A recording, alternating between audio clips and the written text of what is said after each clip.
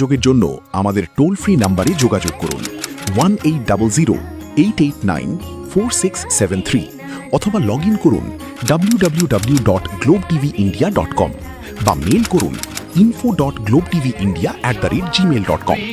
অন্তর্কথা, সঙ্গীত, কবিতা, বাচিক শিল্প সবকিছু নিয়ে মনের কথা। শিল্পীরা আসেন, নিজেদের গল্প বলেন, অনুপ্রাণিত করেন। তাদের উত্থানের গল্প, সাফল্যের পথ আর মনের গভীরের কথা।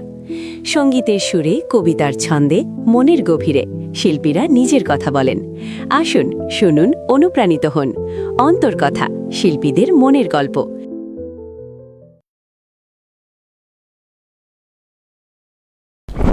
নমস্কার। আজ আমরা যাকে নিয়ে কথা বলবো তিনি 1941 সালের শ্রাবণের মেঘলা আকাশের নিচে বাংলার আকাশ থেকে একটা তারা খসে পড়েছিল, নিভে গিয়েছিল বিশ্বকবি নামের যে সূর্যটা, সেই সূর্যটা। কিন্তু তিনি নিভে যাননি, তিনি আছেন আমাদের প্রতিটা বর্ষার জলে কিংবা পাতার মর্মরধ্বনিতে কিংবা বাতাসের মধ্যে, সর্বোপরি আমাদের সকলের হৃদয়ে। যার কথা বলছি আপনারা নিশ্চয়ই বুঝতে পেরেছেন, তিনি হচ্ছেন রবীন্দ্রনাথ ঠাকুর, যিনি চলে গেছেন প্রায় 105 বছর। তারপরেও তিনি প্রবলভাবে আছেন আমাদের সকলের অন্তরে। গ্লোব টিভিতে 22শে শ্রাবণের এই বিশেষ অনুষ্ঠানে অন্তর্কথায় আমি নন্দিনী আপনাদের সকলকে স্বাগত জানাই। আপনারা জানেন প্রতি রবিবার দিন আমরা থাকি আপনাদের সঙ্গে, আর আমাদের সঙ্গে থাকেন বাচিক জগৎ, সঙ্গীত জগতের বেশ কিছু মানুষ, যারা তাদের অন্তরের কথা এবং তাদের সৃষ্টির কথা নিয়ে আমাদের সমৃদ্ধ করেন, আপনাদের সমৃদ্ধ করেন। আমি নন্দিনী অন্তর্কথায় আপনাদের সকলকে স্বাগত জানাই। বুঝতেই পাচ্ছেন, আজ যখন 22শে শ্রাবণের অনুষ্ঠানের বিশেষ অনুষ্ঠান, তখন বিশিষ্ট মানুষজনরা তো আমাদের মধ্যে উপস্থিত হবে। একেবারে কর্নারে চলে যায় কবি, বাচিক শিল্পী, সঙ্গীত শিল্পী শ্রী অনিরুদ্ধ বন্দ্যোপাধ্যায়, যার নিজেরও একটি সংগঠন রয়েছে। তাকে তার ব্যস্ততম সময় থেকে আমরা কিছুটা সময় চুরি করে নিয়েছি। অনিরুদ্ধ বন্দ্যোপাধ্যায়কে অনেক অনেক ধন্যবাদ জানাই। তারপরে যে মিষ্টি মেয়েটি আমাদের মাঝখানে বসে রয়েছে, তিনি বিশিষ্ট বাচিক শিল্পী মৌসুমী পাল। মৌসুমী বিভিন্ন টিভি চ্যানেলে একটা সময় প্রচুর কাজ করেছে। তাকে রান্নাঘরেও দেখেছেন, আবার হয়তো রোজকের গিন্নিতেও দেখেছেন, আবার দেখেছেন বিভিন্ন মঞ্চে। সেই মিষ্টি মেয়েটি আমাদের মাঝখানে মৌসুমী পাল, মৌসুম একাডেমির কর্ণধার। ছোট ছোট বাচ্চাদের কবিতা আবৃত্তির মধ্যে দিয়ে ভালো থাকার ফর্মুলা শেখাচ্ছে মৌসুমী, তাই তো মৌসুমী? হ্যাঁ, চেষ্টা করছি। আচ্ছা, মৌসুমীকেও ধন্যবাদ জানাই। আর আমার পাশে রবীন্দ্রনাথ ঠাকুর লিখে গেছিলেন কেশবতী কন্যা মেঘবরণ চুল, একেবারে তাই, একদম স্মৃতি থেকে আপনাদের সামনে আমি সাজিয়ে তুলেছি যাকে, তিনি হচ্ছেন মিঠু চক্রবর্তী। মিঠু বললেই যার কথা, মিঠু তো মিঠে সুর মিঠে কথার কথা মনে পড়ে যাচ্ছে না আপনাদের? হ্যাঁ, মিঠে সুর মিঠে কথার মিঠে মেয়েটি মিঠু চক্রবর্তী। এই মুহূর্তে কলকাতায় যারা আঞ্চলিক কবিতার উচ্চারণ করছেন তাদের মধ্যে অন্যতম মিঠু। মিঠু প্রচুর ভালো ভালো কাজ করে, মিঠুর প্রচুর অনলাইন অফলাইন ছাত্রছাত্রী আছেন, খুব ব্যস্ত। আর সম্প্রতি ওর একটু প্রমোশনও হয়েছে, তাই নিয়ে বেজায় ব্যস্ত। কিন্তু ওই যে নন্দিনীর ডাক 22শে শ্রাবণে উপেক্ষা করা যায় কি বলুন? সেই জন্য সবাই যে যার নিজের কাজ ফেলে এসেছে আজ আপনাদের সামনে নিজেদের উজাড় করে দিতে। মিঠুকে অনেক অনেক ধন্যবাদ, ভালোবাসা। এভাবে প্রত্যেকের সৃষ্টিকর্ম নিয়ে এগিয়ে চলুক। আমি প্রথমে যাব, আচ্ছা, আপনারা তো সকলে জানেন যে রবীন্দ্রনাথ ঠাকুর প্রচুর মৃত্যু শোক পেয়েছেন। যতবারই শোক পেয়েছেন তারপরেই তার হাত দিয়ে আবারও সৃষ্টি হয়েছে। আমরা সাধারণ মানুষ হলে হয়তো আমরা পারতামই না। তিনি তো মহামানবই, মহামানবও আসে, যার কথা বলেছিলাম, সেই মহামানবেরও কোনো মৃত্যু নেই। আমরা অনিরুদ্ধ বন্দ্যোপাধ্যায়ের কাছে যাব, থাকবো একটু মৃত্যু চেতনা, একটু গান দিয়ে যদি তুমি আমাদের একটু ব্যাখ্যা করো। রবীন্দ্রনাথের মৃত্যু চেতনা তো ভাবাই যায় না। তিনি জীবন এবং মরণকে একই সূত্রে মিশিয়ে দিয়েছেন। একদম পার্থিব জীবনের যে সমস্যাগুলো ছিল এবং ভক্তি, প্রেম, স্নেহ, এই সবগুলোকেই মরণের পর তিনি অন্যভাবে আর একটা জীবনের সন্ধান দিতে চেয়েছেন। অর্থাৎ মৃত্যুর পরে তার জীবনের সন্ধান রয়েছেন তার কবিতায়, গানে।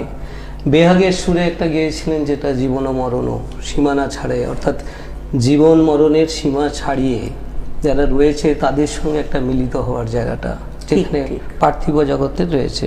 উনি ওখানে গাইছেন, এ মোর জীবন হৃদয়ের বিজন আকাশে, তোমার মহাসন আলোতে ঢাকাশে, গভীর কি আশায় নিবিড় পুলকে, তাহার পানে চাই দুবাহু বাড়ায়।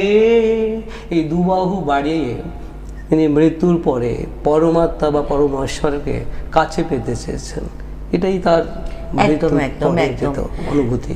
হ্যাঁ, আসলে যে কোনো কিছুই তো আমরা প্রচুর কিছু কথা তো একবারে বলে ফেলতে পারি না। তো আমরা শুনলাম, আমাদের খুব ভালো লাগলো। শুরুটা ভালো হলেই জানেন তো পুরো ব্যাপারটাই ভালোভাবে যায়। আচ্ছা, এরপর মৌসুমীর কাছে একটু যাব।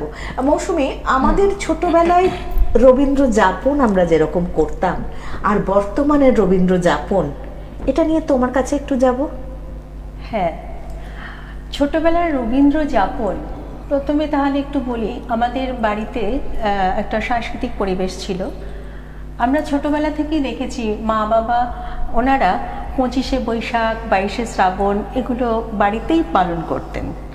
উঠোনে, কখনো উঠোনে, কখনো আমাদের বড় ঘর আছে, ঘরের মধ্যে পাড়ার লোকেদের ডেকে, বাচ্চাদের ডেকে ওনারা পালন করতেন। সেই ট্র্যাডিশনটা যেন আমাদের মধ্যেও থেকে গেছে।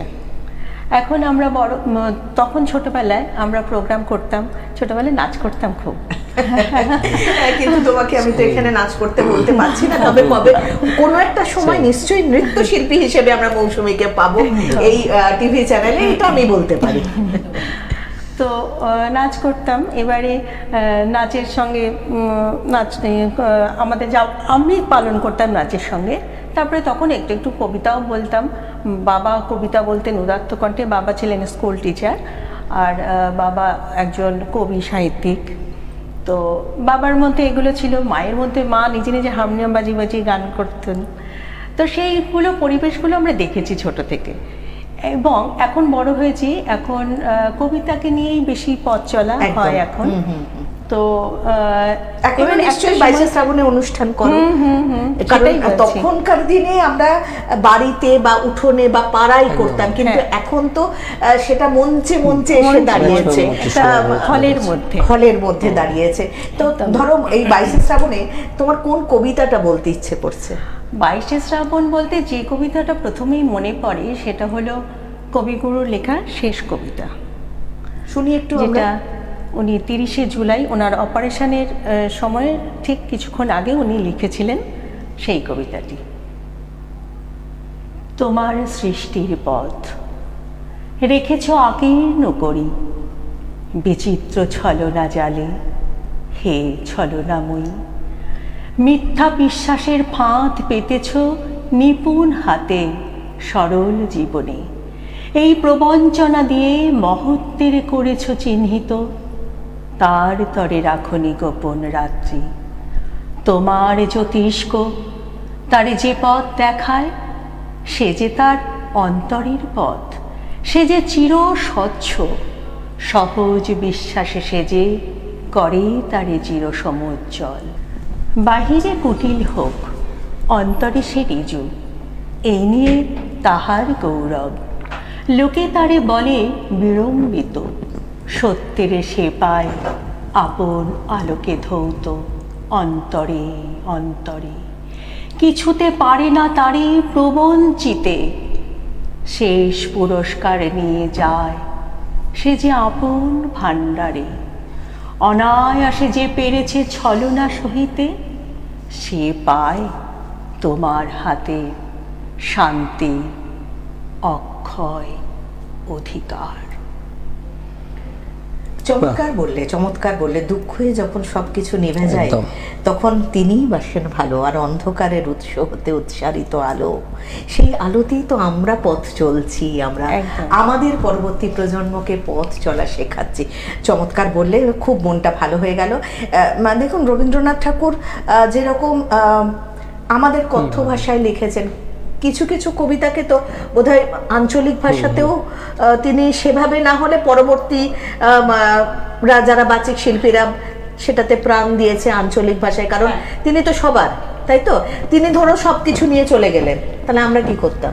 সেটাই, রবীন্দ্রনাথকে ভাঙিয়ে আমরা সবাই বেঁচে আছি। আমাদের সারা দিন শুরু হয় রবীন্দ্রনাথের, দিন শেষ হয় রবীন্দ্রনাথের, রাত্রি কাটে রবীন্দ্রনাথকে নিয়ে, দুঃখে সুখে সবসময় আমাদের সাথে রবীন্দ্রনাথ থাকেন। রবীন্দ্রনাথের সাথে আঞ্চলিকের যদি মিলব, উনি যদি আঞ্চলিক ভালো না বাসেন, উনি যদি আঞ্চলিককে প্রাণের করে না নেন, তাহলে উনি শান্তিনিকেতনটা বেছে নিয়েছিলেন। একদম একদম ঠিক কথা। এবং তিনি লালনের সুরে তার অনেক গান তিনি ওই সুর নিয়েছেন। হ্যাঁ, সেখানে জায়গা থেকে নিয়েছেন সুর, কারণ তিনি তো পাশ্চাত্যের সুরও ব্যবহার করেছেন গানে, কারণ তিনি চাইতেন।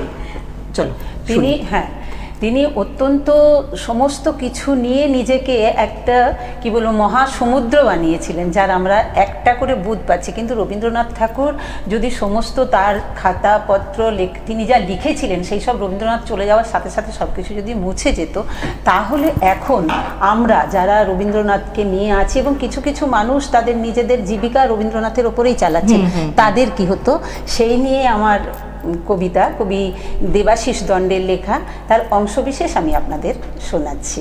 চলো শুনি। জবাব নাই। ও রবি ঠাকুর, বহুত দিন হইল তুমি হামদের ছাড়িয়ে চলে গেছো, গেলে তোমার গান কবিতার খাতা বইগুলা কেন সঙ্গে করে লিয়ে চলে গেলে নাই? এখন যে যেমনে পাচ্ছে দুটা করে লাইন ধরছে, আর যে দিক পানে পাচ্ছে চিপকাইন দিচ্ছে। ওই শুনো শুক্লালের বিটাটো কেমন গানটা বলছে, টুটে মোর ঘর কাঁচা বিহি লেকে যাবি কন হামারে। আমি একদিন দম হেঁটেছিলাম, বলেছিলাম হ্যাঁ এই সকল কি গান ধরেছিস? বলে কাকা এগুলা ভোজপুরি রবীন্দ্রসঙ্গীত, রিমিক বটে, রিমিক। রবীন্দ্রসঙ্গীত গানগুলো এখন পুরা ঝিঙ্কু করে গাইতে হবে, আগের পারা হারমোনি বাজায় গাইলে কেউ শুনবে নাই। বলরাম মাঝি শাড়ি কাপড়ের দোকান দিছে, বলরাম বস্ত্রালয়, উপরে ভুগলা ভুগলা করে লিখা, সবারই করি আহ্বান। আচ্ছা বলো তো ঠাকুর, তুমি কি ওই বলরামের কাপড়ের দোকানের কাস্টমার টানবার লিগে গানটা বাঁধেছিলে? কি কইলে গো ঠাকুর, গেলে কিন্তু গান কবিতার খাতা বইগুলা সব সঙ্গে করে নিয়ে চলে গেলে নাই? চমৎকার চমৎকার শুনলাম, সত্যি সুন্দর শুনলাম। আচ্ছা, আমাদের সময় একেবারে শেষ, কিন্তু আমরা একটু এক লাইন করে প্রত্যেকের কাছে যাব। 22শে শ্রাবণে আমাদের দর্শক বন্ধুদের জন্য কি বলবে, এক লাইন করে সবার কাছে শুনবো। প্রথমে আমরা মৌসুমীর কাছে যাব, এক লাইনে তুমি কি বলবে? সবাইকেই বলবো একটাই কথা, 22শে শ্রাবণ 25শে বৈশাখ আমরা যেভাবে পালন করে আসছি, আগামী দিনেও যেন এইভাবেই পালন করতে পারি, এই আবেদন রইল সকলের কাছে। মিঠুর কাছে যাব। 22শে শ্রাবণ শুধু মৃত্যুর কথা বলে না, রবীন্দ্রনাথ বলে গেছেন একটা শুরু আমাদের, আমরা তাকে নিয়ে যেন আরো অনেক কিছু কাজ করতে পারি। খুব সুন্দর। অনিরুদ্ধর কাছে যাব আমরা। অ্যাকচুয়ালি 22শে শ্রাবণ রবীন্দ্রনাথকে নিয়ে আরও জানতে হবে। আমরা তার সাহিত্য, তার নাটক, তার গান এগুলো নিয়ে জানি, কিন্তু তারপরেও তার সবচেয়ে একটা বিশাল জায়গা মনে হয়েছে যেটা হচ্ছে আমাদের অর্থনৈতিক চিন্তা ভাবনায় তার একটা এক্স্যাক্টলি অর্থনৈতিক চিন্তা ভাবনা, কৃষি, শিল্প, বাণিজ্য, বাইরে থেকে বিভিন্ন জিনিস নিয়ে আসা, এগুলো প্রচুর। পাতিস্বর ব্যাংক করেছিলেন তিনি, প্রতিস্বর ব্যাংক করেছিলেন। তারপর ননিতাল আলু উনি প্রথম আমদানি করেন, এনে চাষ করান। 80 বিঘে জমির ওপর উনি চাষ করিয়েছিলেন, এগ্রিকালচার বিভিন্ন রকমভাবে কাজ করেছেন। আমরা এই সব নিয়ে আরও একদিন আলোচনায় বসবো, কিন্তু আজকে আমাদের এই 3 শিল্পীকে ছেড়ে দেবো, কারণ এরপরে আরও 3 জন শিল্পী আমাদের সাথে আছেন আর থাকবেন। আপনারা কেউ কোথাও যাবেন না। আর আজকে যারা ছিলেন তাদের সকলকে আমি আমার ধন্যবাদ জানাচ্ছি গ্রোভ টিভির পক্ষ থেকে। নমস্কার বন্ধুরা, আমরা ফিরে এলাম বিরতির পর। আমরা আছি আপনাদের পছন্দের অনুষ্ঠান অন্তর্কথায়। আগেও বলেছি, এখন আরেকবার মনে করিয়ে দিই, আজ আমরা 22শে শ্রাবণের অনুষ্ঠান করছি অন্তর্কথায়। আমাদের সঙ্গে এই মুহূর্তে যে সমস্ত শিল্পী বন্ধুরা রয়েছেন, প্রথমে যাব একদম ছোট ছেলেটির কাছে, তরুণ প্রজন্মের শিল্পী, জেনজির শিল্পী অর্পণ ঘোষাল এসছে ডোমজোর থেকে। ও কাব্যকে ভালোবাসে, সেই জন্য তার দলের নাম অর্পণের কাব্য, কাব্যার্পণ। চমৎকার কবিতার উচ্চারণ তার, আমি মুগ্ধ হয়েছিলাম একটি অনুষ্ঠানে তার কবিতা শুনে। তাই আজ আপনাদের সামনে শোনাবে তার কবিতা। পরের জন যিনি, তাকে কি বলবো, মাল্টি ট্যালেন্টেড অভিনেত্রী, শ্রুতি অভিনেত্রী, যেরকম সুন্দর করেন, তিনি কাঁদলে আপনারা ঝরঝর করে কাঁদেন, হাসলে আপনারা খিলখিল করে হাসেন। কিন্তু আমি যেটা তার পছন্দ করি সেটা হচ্ছে তার গান। সঙ্গীত শিল্পী, শ্রুতি অভিনেত্রী, বাচিক শিল্পী, সঞ্চালক, পটমঞ্জুরির কর্ণধার অদিতি শীল। অদিতি আমার বন্ধু, ওকে অনেক অনেক ভালোবাসা। আমি কিন্তু নাটক সঞ্চালনা যাই করুক, ওর গানের, নজরুল গীতি, রবীন্দ্রসঙ্গীতের আমি একদম ফ্যান। আর তার পাশে যে মানুষটি রয়েছেন, তিনি কিন্তু প্রচারের আলোর বাইরে গিয়ে কবিতার উচ্চারণে নিমগ্ন থাকেন। তার যে কাজ, তার দল হচ্ছে শ্রীনন্তু, দীর্ঘদিন ধরে বাচিক জগতে রয়েছেন, বড় বড় দিকপালদের সাথে কাজ করেছেন, কিন্তু মানুষটা ভীষণভাবে আন্তরিক আর মাটির। তিনি হলেন মিতা ঘোষ, আমাদের সকলের প্রিয় মিতাদি। এই তিনজন শিল্পী এই মুহূর্তে আমার সাথে থাকবে। আমি প্রথমেই অদিতির কাছে যাব। আচ্ছা অদিতি, তুমি তো, তোমার দল আছে, তুমি 22শে শ্রাবণটাকে কিভাবে পালন করো? দেখো, তিনি তো আমাদের প্রাণের ঠাকুর, রবীন্দ্রনাথ ঠাকুর। তিনি সবসময় আমাদের অন্তরে থাকেন। কখনো নিজেদের অনুষ্ঠান বা কখনো আমন্ত্রণ অনুষ্ঠান, এইভাবেই থাকি। এই যেমন তোমার সঙ্গে আছি এবার, এইভাবেই থাকি, এইভাবেই আমরা শ্রদ্ধা জানাই, প্রণাম জানাই। দু লাইন আমি একটু অদিতির থেকে গান শুনবো, দুটো লাইন গান, কারণ ওর এত ভালো গলা। রিম ঝিম ঘন ঘন রে বরষে, রিম ঝিম ঘন ঘন রে বরষে, গগনে ঘন ঘটা শিহরে তরুলতা, ময়ূর ময়ূরে নাচেছে হরষে, রিম ঝিম ঘন ঘন রে। চমৎকার একটা রেশ তৈরি হয়ে গেল, আবহ তৈরি হয়ে গেল। যাব মিতাদির কাছে। আচ্ছা মিতাদি, তুমি আমাকে একবার বলেছিলে অবনীন্দ্র ঠাকুরের ছাত্র প্রিয়প্রসাদ গুপ্ত, যিনি একজন চিত্রশিল্পী, তিনি যেদিন রবীন্দ্রনাথ ঠাকুর আমাদের ছেড়ে চলে যান, সেদিন তিনি ওই মুহূর্তে উপস্থিত ছিলেন ওখানে। তা ওনার কথা আমরা একটু শুনবো। প্রথমে বলি, আমি সত্যি কথা বলতে ভীষণ ভাগ্যবতী বলতে পারো, যেমন আমি অবনীন্দ্রনাথ ঠাকুরের ছোঁয়া পেয়েছি। কেননা অবনীন্দ্রনাথ ঠাকুরের ভীষণ প্রিয় শিল্পী ছিলেন প্রিয়প্রসাদ গুপ্ত। আচ্ছা। প্রিয়প্রসাদ গুপ্ত হকি প্লেয়ার ছিলেন, দাপিয়ে বেড়াতেন মাঠ, আর দীর্ঘদেহী, শান্ত, সৌম্য, দেখলেই মানে ভালোবাসতে ইচ্ছে করবে, এবং তার কথাবার্তা সমস্ত কিছুই তাই। তিনি গভর্নমেন্ট আর্ট কলেজে পড়তেন, সেখানে অবনীন্দ্রনাথ ঠাকুর আসতেন, তার সাথে দেখা হয়েছিল।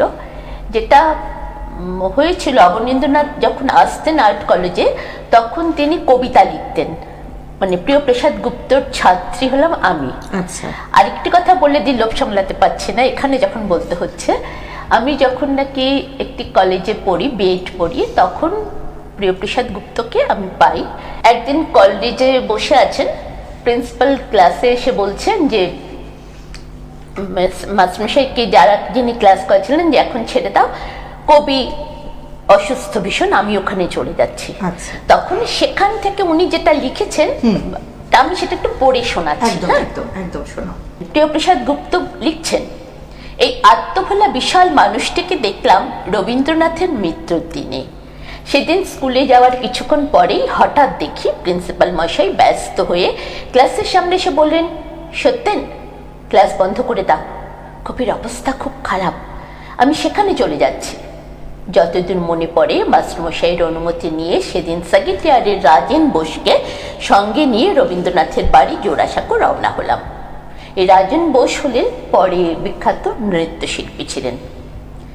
কবির বাড়ির গেটে দেখলাম বহু লোক দাঁড়িয়ে আছে, সকলেই দোতলায় কবির ঘরের দিকে তাকিয়ে আছে। ভিড়ের মধ্যে সাধারণ লোকের সঙ্গে বহু গণ্যমান্য ব্যক্তি দাঁড়িয়েছিলেন। হঠাৎ দোতলার বারান্দার রেলিং এর দিকে একজন লোক ছুটে এসে জোরে জোরে চিৎকার করলেন, 12টা 10, 12টা 10। শোনার সঙ্গে সঙ্গে আমরা আশপাশ থেকে কয়েকজন লোক ছুটে বেরিয়ে গেলাম। বুঝলাম রবীন্দ্রনাথ 12:10 প্রয়াত হলেন। আর যারা ছুটে বেরিয়ে গেলেন তারা প্রেসের লোক। রবীন্দ্রনাথকে শেষ দেখা দেখবার জন্য সিদ্ধান্ত করলাম শেষ পর্যন্ত ঠাকুর বাড়িতেই অপেক্ষা করব। আমি আর রাজেন ঘণ্টাখানেক এদিক ওদিক ঘুরে ফিরে দেখতে লাগলাম।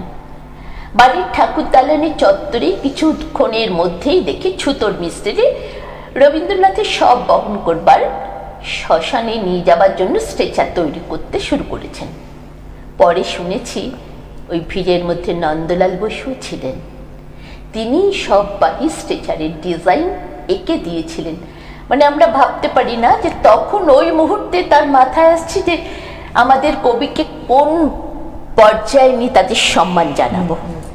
ঠাকুর বাড়ির কম্পাউন্ডে তখন অবনীন্দ্রনাথের বাড়ির উল্টো দিকে ছিল বিচিত্রা নামে একটি লাল দোতলা বাড়ি। রবীন্দ্রনাথ তার ঘরের বারান্দা থেকে বিচিত্রার দোতলায় যাবার জন্য একটি ব্রিজের মতো বারান্দা করেছিলেন। সেই বাড়িতে তখন বিশ্বভারতীর প্রেস ও অফিস। পুলিন বিহারী সেন মশাই তখন বিশ্বভারতীর প্রকাশক। পুলিনবাবু প্রবাসীতে থাকতেই আমার ছবি ছাপানোর সূত্রে তার সাথে ঘনিষ্ঠ আলাপ হয়েছিল। বিচিত্রা ভবনের অফিসেও আমি মাঝে মাঝে যেতাম এবং পুলিনবাবুর সাথে বসে গল্প করতাম। ফলে আমাকে সেখানে দেখতে পেয়ে দারোয়ান বিচিত্রা ভবনে ঢুকিয়ে দেয়। আমিও রাজেন ছাদে গিয়ে দাঁড়ালাম, কোথায় কি হচ্ছে বার্ডস আই ভিউর মতো সব দেখতে লাগলাম। বিকেলের দিকে রবীন্দ্রনাথের দেহ নিয়ে শোক মিছিল বের হলো। যতদূর মনে পড়ে সব কাঁধে নিয়ে বের হলেন ডক্টর শ্যামাপ্রসাদ, কবিশেখর কালিদাস রায়, প্রবোধ কুমার সান্যাল এবং আর একজন। তিনি পেছনের কর্নারের দিকে ছিলেন তো আমি তাকে ঠিক দেখতে পাইনি। এর একটু আগেই তাদের দোতলার ঘর থেকে অবনীন্দ্রনাথ দ্রুত বেরিয়ে গাড়ির বারান্দার খোলা ছাদে এসে দাঁড়ালেন। পাঞ্জাবির বোতাম খোলা, পাজামার একদিকে হাঁটুর কাছাকাছি, অপরদিকে গোড়ালির কাছাকাছি, অর্থাৎ তার পাজামায় যথারীতি দড়ি ছিল না, এটা প্রায়ই থাকতো না। তিনি এক দৃষ্টিতে তার রবিকাকে শেষ দেখা দেখলেন। সবাধার নিয়ে প্রসেশন মেইন গেটের বাইরে চলে যাওয়া মাত্র তিনি একরকম দৌড়েই ভেতরে তার দক্ষিণের বারান্দায় চলে গেলেন। যা পরে জেনেছি তিনি ভেতরে গিয়েই সামনের পেস্ট বোর্ডে বাক্স পেয়ে তারই ডালার ভেতর দিয়ে ডাইরেক্ট পেস্ট বোর্ডের ওপর ছবি আঁকলেন। সম্মুখে শান্তির পারাবার, ভাষাও তরুণী হে কর্ণধার। ছবিখানি যতদূর মনে আছে প্রবাসী ও মডার্ন রিভিউয়ে ছাপা চলেছে। ছবিখানির বিষয়বস্তু হল রবীন্দ্রনাথের সব ভেলার ঢেউয়ে শুয়ে ভেঙে ভেসে চলেছে, আর পেছনের ডাঙায় শত শত লোকের মুখ দেখা যাচ্ছে। অসাধারণ অসাধারণ। আছে দুঃখ, আছে মৃত্যু, বিরহ দহনও লাগে, তবুও শান্তি, তবু আনন্দ, তবু অনন্ত জাগে। অসাধারণ বললে, এটা একটা আমাদের কাছে থেকে যাবে, কারণ অনেকেই আমরা এটা জানতাম না। এরপর আমরা একটু অর্পণের কাছে যাই। এই প্রজন্মের ছেলে অর্পণের কাছে আমরা একটা সোজাসুজি কবিতা শুনে নিই প্রথমে। রবীন্দ্রনাথের মানসী কাব্যগ্রন্থের কবিতা ধ্যান। নিত্য তোমায় চিত্ত ভরিয়া স্মরণ করি, বিশ্ববিহীন বিজনে বসিয়া বরণ করি। তুমি আছো মোর জীবন মরণ হরণ করি। তোমার পাইনে কুল, আপনা মাঝারে আপনার প্রেম, তাহারও পাইনে তুল। উদয় শিখরে সূর্যের মতো সমস্ত প্রাণ মম, চাহিয়া রয়েছে নিমেষ নিহত একটি নয়ন সম। অগাধ অপার উদাস দৃষ্টি, নাহিক তাহার সীমা। তুমি যেন ওই আকাশ উদার, আমি যেন এই অসীম পাথার। আকুল করেছে মাঝখানে তার আনন্দ পূর্ণিমা। তুমি প্রশান্ত চিরনিষেদিন, আমি অশান্ত বিরামবিহীন, চঞ্চল অনিবার। যতদূর ধেরি দিক দিগন্তে, তুমি আমি একাকার। বাহ, চমৎকার। এই প্রজন্মের শিল্পীরাও বাজে শ্রাবণকে এভাবেই স্মরণ করছে, তাই তো?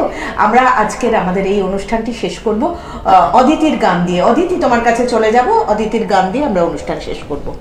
প্রাণ ভরে তৃষা হরিয়ে মোরে আরো আরো আরো দাও প্রাণ, তব ভুবনে তব ভবনে মোরে আরো আরো আরো দাও স্থান, মোরে আরো আরো আরো দাও প্রাণ। প্রাণ ভরে তৃষা হরিয়ে মোরে আরো আরো আরো দাও প্রাণ। অন্তর্কথা, সঙ্গীত, কবিতা, বাচিক শিল্প।